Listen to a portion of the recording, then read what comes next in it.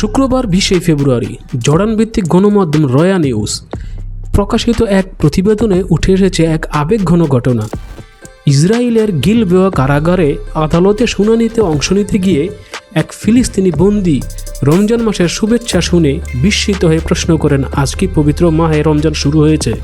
ঘটনাটি শুধু একটি ব্যক্তিগত বিস্ময়ের মুহূর্ত নয়, মানবাধিকার সংগঠনগুলোর ভাষ্য অনুযায়ী এটি ইসরায়েলি কারাগারগুলোতে বন্দীদের ওপর আরোপিত কঠোর বিধিনিষেধ ও মানবাধিকার সংকটেরই প্রতিফলন। ফিলিস্তিনি বন্দী ও সাবেক বন্দী বিষয়ক কমিশনের আইনজীবী খালেদ মোহাজেন জানান, পবিত্র রমজানের প্রথম দিন বুধবারে 18 ফেব্রুয়ারি তিনি গিলবোয়া কারাগারে এক বন্দীর আদালত শুনানিতে উপস্থিত ছিলেন। আদালত কক্ষে প্রবেশের সময় তিনি বন্দীকে রমজানের শুভেচ্ছা জানালে বন্দী বিস্মিত কণ্ঠে জানতে চান, আজ কি রমজান? আমাদের তো কেউ জানায়নি যে রোজা শুরু হয়েছে। খালেদের ভাষ্যমতে এই ঘটনা বন্দীদের বিচ্ছিন্ন ও সীমাবদ্ধ জীবনের এক নির্মম চিত্র তুলে ধরে।